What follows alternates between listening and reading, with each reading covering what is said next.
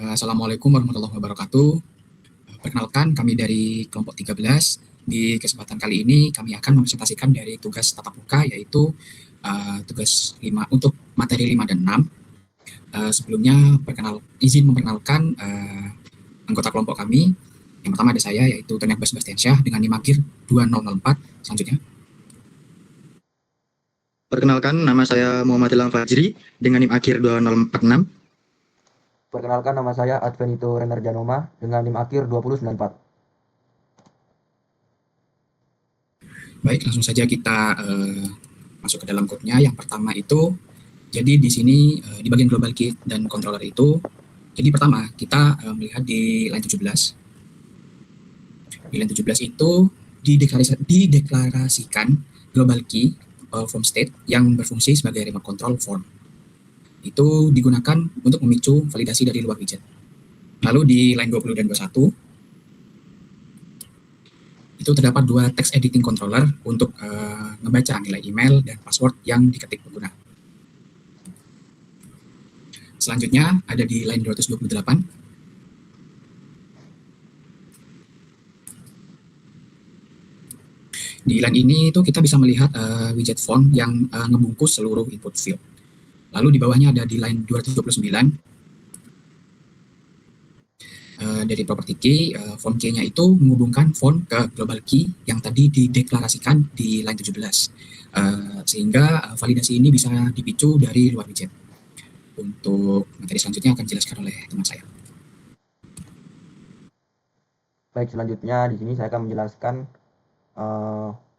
dari line 254 sampai 258. Nah, mungkin di line 254 dulu. Di line 254 ini itu ada text from file email. Nah, di sini kita menggunakan text from file untuk menginput email, berbeda dengan text file biasa.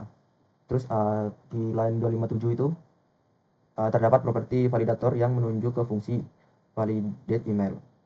Terus di line 258 itu ada auto validate mode. Itu untuk membuat validasi berjalan secara real time saat user mengetik tanpa harus menekan tombol terlebih dahulu. Terus di line 300, nah di situ terdapat text from file yaitu untuk password. Terus di line 302 itu terdapat offset text yang menyembunyikan karakter menjadi titik-titik di aplikasinya nanti. Terus di line 303 itu terdapat properti validator yang menunjuk ke fungsi validate password. Terus di line 304 itu sama seperti email yang ada di validasi berjalan secara real time. Nah, sekarang kita coba di function auto valid mode yang terdapat di line 148.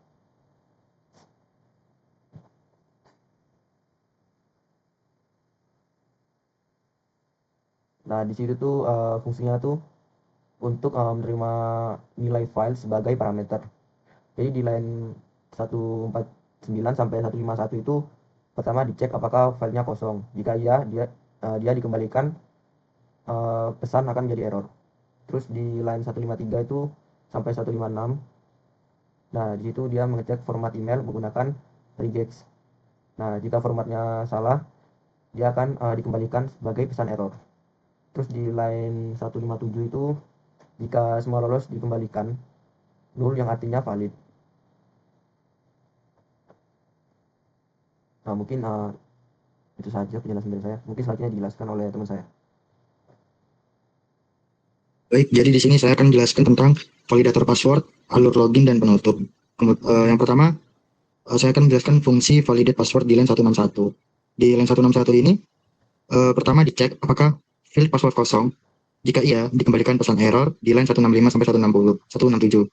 Kemudian, dicek apakah password kurang memenuhi panjang minimal dari 6 karakter. Kemudian pada line 168 ini, jika semua syarat terpenuhi, dikembalikan null sebagai tanda valid. Kemudian, untuk alur login dan validasinya, itu terdapat di line 93. Pada line 93,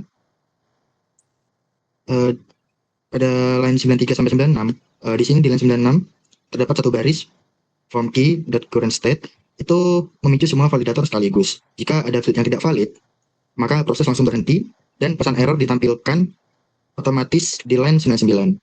Ini. Nah, mohon maaf, maksud saya semua pesan error ditampilkan. Nah, pada line 99, form key current state save itu menyimpan semua nilai form.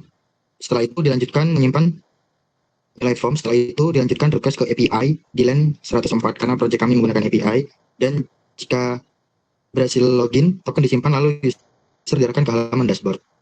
Jadi mungkin itulah penjelasan materi 5 dan 6 yaitu form dan validate di Flutter dari kelompok kami. Kesimpulannya untuk global key itu dideklarasikan di line 17. Dan yang lain-lainnya juga sudah kami deklarasikan pada kode berikut. Kurang lebihnya mohon maaf. Kami ucapkan terima kasih. Wassalamualaikum warahmatullahi wabarakatuh.